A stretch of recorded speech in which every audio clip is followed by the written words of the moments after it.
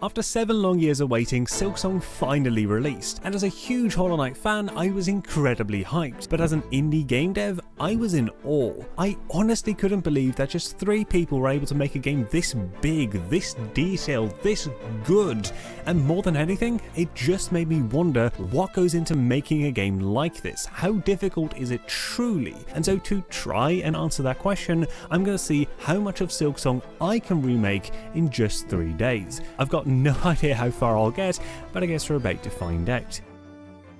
Okay, we're going to start by making a player, and for now that is just going to be a literal box. Now, Hollow Knight's moveset is actually relatively simple. You've got horizontal movement, a variable jump that changes based on how long you keep the jump button pressed, and a simple slash attack. Now, all of these things were relatively simple to implement, but there is one big difference between the moveset of Hollow Knight and that of Silksong, and that's the pogo. In Hollow Knight, it's just basically a downward slash with nothing special to it, but in Silksong, it's a diagonal dash, and that isn't as easy to implement. So it took me a little while, but here's the diagonal dash from Silksong, which means we now officially have our main movement set done. But of course currently it looks awful, so let's go do some drawing. Okay, so here's an animation of Hornet running, which although I did draw and slightly modify myself, is just basically the main animation from the game. I didn't come up with this. Same goes for the idle animation, although I did draw it, it is not my animation. Nonetheless, I do think they look really good and I am very happy with them, which means we can go ahead and put these into the game. And there we go, we've got our very own Hornet. Now, of course, currently we don't have a jumping animation or an attacking animation, but I already think that this looks really good and is obviously a vast improvement over having a literal box. But yeah, the jumping looks a little bit clunky. So let's go make a jumping animation. And here's the jumping animation I made. Now, I gotta be honest, like this, it looks very weird, but every frame does make sense. Like first we have the initial jump, up, hover, down, down, ground. And so if we play each frame at the right moment in the jump, it should look really good. So let's go ahead and do that. And like I said, there we go, it looks really good. Like, I'm very happy with these animations. It also works for the smaller jumps. It looks a bit clunkier on those. On the big jumps, it looks absolutely fantastic. But of course, right now, when we try to hit anything, we still have green boxes, which doesn't look very good. So let's go make some attack animations. Now, something I find very interesting is that there's only one side attack animation in the entire game, and it's this. So whether you're jumping, moving, falling, whatever, it always plays this animation, which I find very interesting, but does make my life significantly easier, because this is all I had to do. It's literally 4 frames. It's 1, 2, 3, 4. But of course there was also the up slash. But interestingly, this one also is just one animation. Whether you're standing, falling, jumping, whatever, like it always plays this animation, which again makes my life much easier. So let's go ahead and put these animations into the game. Okay, this looks great. I love these attack animations, and I just generally think that Hornet looks really good like this. By the way, I also added a single frame for the dash. There you go, you can kind of see it, not fully. That's why I didn't make the full animation, because it's so quick that just wasn't an efficient use of my time. But yeah, it all does look really good. In total, I think I made like 25, maybe 30 frames of animations for this, all hand-drawn, which took like 7 hours. But the end result is really good, so I guess it was worth it. But knowing how much I didn't include, I wouldn't be surprised if the original game has like 100+ frames just for Hornet, which is insane. But even with just like 25% of the frames, I still think it looks really good. However, you know what doesn't look good? Everything else. So let's go ahead and change that. Now, the area I want to recreate is the Moss Grotto, because it's the first area in the game, and also it just looks very good. But as you can see, the Moss Grotto has a lot of plants absolutely everywhere, and I just literally do not have the time to draw every single one of them. So my task right now is to draw as few of them as I can, while still trying to retain the full look of the area. Now, if I just started on this, I would get completely overwhelmed because there's so much going on. So what I'm going to do is I'm going to build each layer on its own and add them as we go, to just kind of limit what I have to think about. And we're going to start with a layer that the player is directly on. And this is what I drew for that. Now, I'm aware that this is not a lot, but each one of these things takes like 20 minutes for me to draw because I suck at drawing. So I just don't have the time to make that much more, but this is like the basics of what we need. These things are going to be on the ground mostly. This is also something to break things up, and this is like the edges to connect the moss to the stone. It's all very simplistic. I also like changed the style quite a bit, because in the actual game it's purely dots mostly for the bushes, and I just made it kind of like blobs because the dots just really didn't look good. And for the stones, like it's actually painted in the game and I can't paint, so I made it more this like cartoon shading, which kind of works. I'm not great at it, and this is a combination of the two, of course. So yeah, it's not terrible, but of course it's also not as good as the actual game, but I guess that's kind of to be expected. So let's try to put these in and try to make the game come alive just slightly. Okay, so this is what we currently have. It's not terrible by any means. It's also not great either, but that's mostly because we're just missing everything else right now, because of course there'd be bushes here everywhere just covering up that dark blue bit, and of course there'd also be something behind us, something above us, so this is just purely that first layer. And yeah, for that layer I think it looks pretty good, but there is one more thing I want to do, because in the actual game when you step on a piece of moss it goes down just slightly, and so I want to see if I can do that in my version of the game as well. And luckily this is actually fairly simple. As you can see right here, we have a collider. If the player collides with this, we just play a very short animation of it going down like this, and when they step off it again, we play an animation of it going up. And that is literally all there is to it. So it's actually really simple, but if we now go ahead and press play, you can see that when we walk over the moss, it goes down just slightly. It's a very subtle effect, but it does add a little bit of extra life to a game like this. And yeah, just like everything else, it looks a bit weird right now, but with more bushes around it, it will look better. So let's go make those extra bushes. Alright, so something I noticed is that the moss that is on like the main path is obviously much flatter because it gets stepped on all the time, but the moss for the background is actually much more round, and so that's why I drew these two. Now yes, it is only two, I know that, but I also noticed in the game that a lot of bushes got reused, so we might be able to get away with just using two bushes and then maybe like putting like one of these in there somewhere to just kind of break things up a bit. But I think from what I've seen, this might be enough to just fill in that surrounding area with moss, or at the very least, like I'm gonna try, and if it doesn't work I just have to go and draw more. So yeah, let's go ahead and try to make that second layer with these new bushes. Alright, so I did make the second layer, here it is, but right now it looks a bit weird. That's because the first thing we have to do is change the camera from an orthographic camera to a perspective camera. What this means is that when the camera changes positions like this, you can see that the different layers move at different speeds. And if you, for example, make this layer closer to the camera, you can see that it actually becomes bigger and actually gets, you know, closer to the camera. And that is what a perspective camera is. But it's actually best to show you in here because currently we're in a 2D scene. If we click this again, we go to 3D, and now suddenly you can see what's going on. This second layer is physically closer to the camera. And if we now move this layer again, you can see that it moves closer and further away from the camera. This is what is causing that parallax effect, because it's basically what's happening in real life as well. And this is a technique that both Silksong and Hollow Knight use for literally everything, and it's practically what makes their games feel so alive. One slight downside, however, is if we go back to our 2D scene, you can see that everything is just kind of overlapped. I can't see what I'm doing when I'm actually building this scene. So when I'm moving things in here, I actually have to go and look at the camera to see where the actual position is.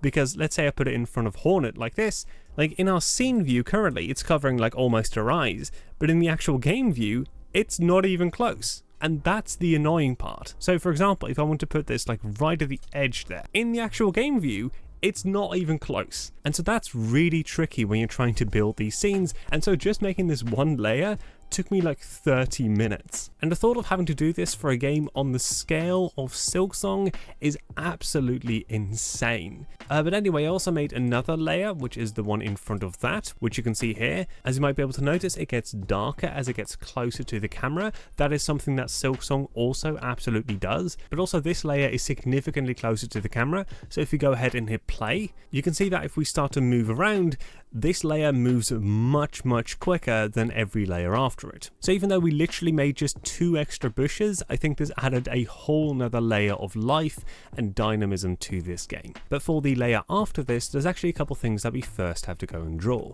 Now both Silksong and Hollow Knight use these black silhouettes at the very front of their scenes to really add a lot of extra depth, and so I went ahead and drew these. They're very simplistic, they're again literally just black silhouettes, but they will add a lot to the look of the game, so let's go ahead and use them to make that next layer. Alright, and here it is. Now, I gotta say, this doesn't look great right now. Like, it doesn't actually feel like it belongs here. Yeah, the depth is great, don't get me wrong, I love the way that looks, but it just kind of looks a bit out of place. And so to fix that, I added 2 separate vignettes, which both just obscure that edge of the screen just a bit, and that really makes this front layer seem a lot more fitting. Because right now, this fading effect where we go from really dark to really light goes across the entire screen instead of just in the layers, and just generally it just makes everything look a lot better. However, now that we've made all of this and it looks pretty good in my opinion, there is one thing that you'll definitely notice is not good, and that is of course the background, because it's still the exact same color that we started with. So let's go ahead and make a background and make the rest of the environment also look good. Alright, so I started by making the ceiling, and for that I made a couple different layers. Here's the first one, second, third, and fourth, and yeah, this is basically just a bump. And if you're wondering why I made this, well, it's because that's what's actually in the game. I didn't just like randomly come up with this. Now in the game it looks a lot better, of course. Here it's just a bit weird looking, but this was my best attempt to remake it. I also changed the background color to be this like dark greenish, which I actually think looks quite nice. And I think right about now is when things are finally starting to come together. But of course we still have some work to do, so let's go ahead and make some background elements. But before we actually get to that, this video is sponsored by TripleTen. Now I don't know about you, but over the past few years I feel like I see one of these headlines every single week. Microsoft lays off 3% of its workforce, Spotify to cut 70% of its staff, Meta announces 5% cuts. Clearly, the job market is not in a great place right now. If you work at one of these tech companies, you always feel like you could be next, and if you're trying to get a job in this space, well, this doesn't exactly give you a lot of confidence. And that's just the reality we live in right now. Just getting a degree is no longer a guarantee that you'll be able to find and keep a well-paying job. And that's exactly what TripleTen is trying to help you with. They offer various different tech education programs that actually give you a good chance of getting hired. In fact, currently 82% of their graduates got a job within 6 months of completing their program, and they're so confident that if you don't get the job you trained for within 10 months of completing your program, you'll receive a full refund. Also, because literally everyone is using it, TripleTen can also teach you how to use AI tools to remain competitive. They even offer an entire AI automation course that teaches you how to integrate AI into your current job to make everything you do more efficient. And the best part is, none of this requires you to have any kind of tech background. So even if you're a total beginner, this might still be something for you. So if you're ready to learn a new job starting from $200 a month, you can click the link in the description or scan the QR code for a free career consultation. Thank you so much to TripleTen for sponsoring this video, and let's get back to it. Now, Silksong has some of the most beautifully painted backgrounds in literally any game, and they truly bring life to the environment. And so I went ahead and made this, which is not good, and I'm aware it's not good. Now, of course, in the actual game it will be blurred, so it won't look as bad, but yeah. So let's go ahead and see what it looks like in the actual game. Okay, that looks worse than I thought. Somehow, like, I knew it was going to be blurred, so I didn't like put too much effort in like details and stuff, but it just doesn't look right. Like, of course I can't compete with the way Silksong looks, like that's just not achievable for me, but how do I make it look just not terrible? Let me go ahead and try something. Alright, so I decided to try and get rid of the plants and replace them with these blurs, which seems like a bit of a weird decision. After all, why would just random blurs be better than actual objects? But I actually think it adds a lot of atmosphere and implies the existence of lighting, which I actually think looks quite nice. Again, it's not as good as what Silksong is, but in the absence of that, I actually think this looks nice. At the very least, I do think it looks not terrible, which is kind of what we're going for right now. And especially if I go and add these light rays, I actually think this looks really good. Like, this actually feels alive and feels like it has depth, and I really, really love the way this looks. Like, these light rays are adding a ton right now. And so even though the background is quite literally still just like a single color, I don't mind it, which means that this is going to be the final look of the game, and honestly, I'm incredibly pleased with this. I think it looks absolutely amazing. But that doesn't mean we're done. Now, the area from the game that we're making, the Moss Grotto, has two primary enemies. Now, I don't know what their names are, but I call this one the Moss Crawler, and this one the Moss Flyer. And so right now, we're going to try to recreate these enemies. Alright, and here are the animations I made, both for the Moss Crawler, which was relatively simple to make. I did change the colours slightly to match my own moss colour, so it's a bit lighter, but otherwise it's practically unchanged. Now, for the Moss Flyer, I did actually make a couple of changes. Specifically, I've removed a lot of frames. Also, this is not the actual animation, by the way. This is a collection of multiple different animations. So like the first two frames are basically it flying, then this is the transition frame between the attack and the flying, where it goes from flying to attacking. And this is like the hover animation where it's above the player and it's about to go down. And then this is the actual attack frame where it drops down really quickly. And then when it hits the ground, it plays this frame. So like this as a whole isn't an animation that's actually in the game. It's just different animations being played after each other. But anyway, let's go ahead and put these animations into the actual game. And I started by making the Moss Crawler, which was incredibly simple. We basically just need a couple of colliders that make it so that it doesn't fall through the ground, and also that we can hit it and it can hit us. And then we just need to make it move back and forth, and that is it. The Moss Crawler is now finished. So we can go and hit it right now. We can even go and pogo it, and then when it dies, we just lower the brightness and just put it in the background. And that's it. That's the Moss Crawler done. Now, the Moss Flyer was a little bit more difficult to make, which you'll probably be able to tell by the amount of colliders that we have. But the reason it's more difficult is because its behavior is much more complicated. Because the Moss Flyer has three different states. The follow state, where it tries to get above your head, the attack state, where it tries to kill you, and the recover state, where it just kind of hovers in the air for a couple seconds. And so making sure I play the right animations for the right states, and also making sure that the right states are being activated at the right times, was all a little bit difficult, but in the end I did get it working, and now we have a fully functional Moss Flyer, which can also die, as you can see here. And with that, we have our enemies fully finished, and we can actually play the game, which is good, because that's 3 days, and I'm not allowed to do anything more, which is kind of crazy because I wanted to do so much more. Like, I'd already planned to make the entire first boss fight. Like, I even mapped out all the different attacks and all the different animations I would have to make, but just everything that I had to do took so much more time than I thought that I just couldn't get to it, which is kind of crazy. Like, I think I spent well over 20 hours just drawing stuff. Now, I do like the way the game looks, so I do think it was worth it to spend that time, but obviously it's nowhere near Silksong, so I can't even imagine how much time they spent. Like, even if it took 7 years, I couldn't do it in 10. In fact, I probably couldn't even do it in 15. So I'm just even more impressed at what they did than when I started working on this. And just overall, I had a great experience making this. I had a lot of fun. I hope you had some fun watching it as well. Maybe it's a bit disappointing to you. Like, I get that. I want to do so much more as well. But sometimes that's life. Even if you work really hard, you don't always achieve what you want. And that's just the reality of life. Anyway, thank you so much for watching. You can like the video if you want to like it. I'm not going to force you. I couldn't even force you if I wanted to. And I'm going to go play Silksong. See ya.